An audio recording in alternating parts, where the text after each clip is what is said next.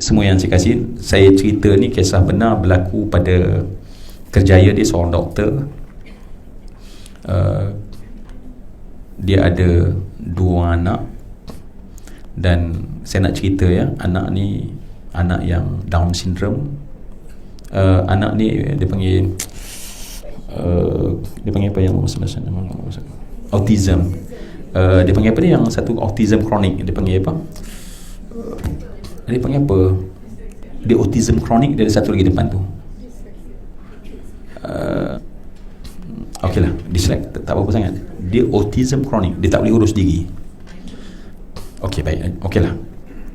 Tapi doktor ni, dia dapat layan anak dia dengan tak ada masalah, happy, seronok.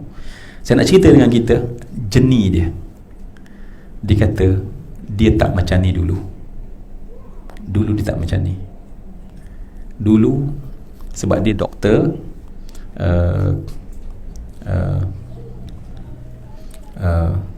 saya nak sebut satu perkataan tapi tak macam mana nak susun perkataan supaya betul sikit ya.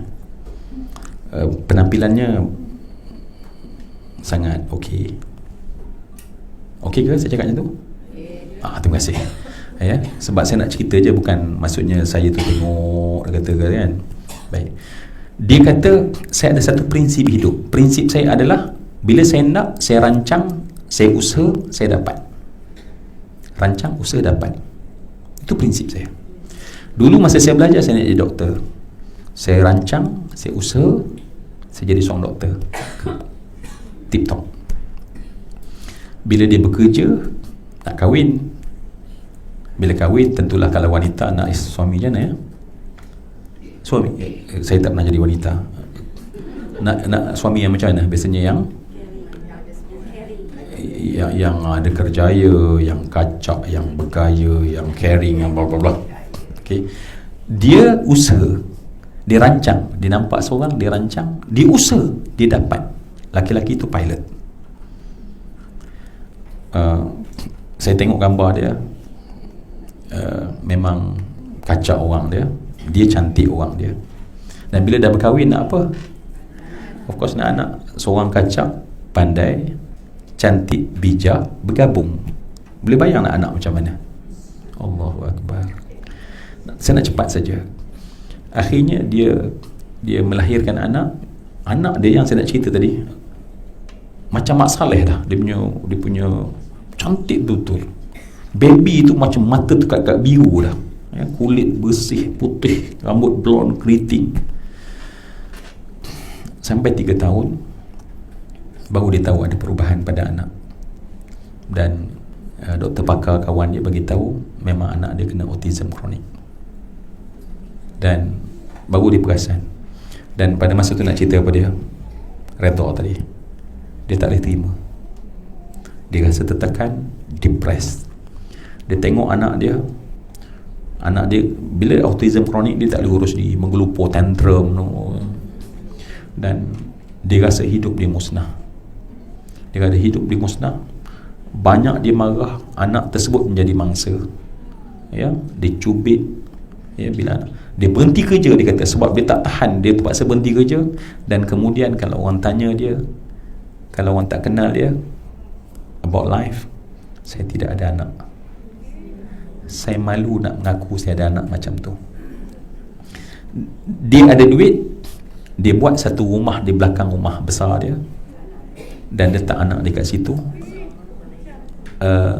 Lantik seorang penjaga yang menjaga semua kebajikan anak.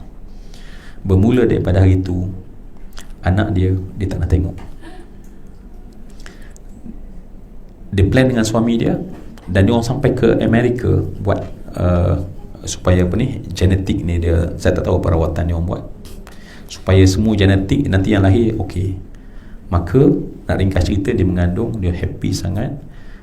Masuk tahun bukan 3 tadi, dia tahun pertama, sebab masa ini lebih kurang 3-4 tahun yang masa jumpa ni, masuk setahun lebih, dah nampak dah yang dia lebih kronik daripada yang pertama. Again, dia punya prinsipal, usaha, rancang, usaha, tak dapat rupanya. Sekarang 2 orang kat belakang, dia menangis dia rasa marah, dia rasa kecewa, dia salahkan Tuhan. Itulah hari-hari dia kata, dia jadi murung, dia jadi pemarah, dia jadi seorang yang sangat tertekan. Baik, saya nak cepatlah. Dia ni seorang yang perfect, dia perfectionist, dia perfect. So bila dapat macam ni dia sakit.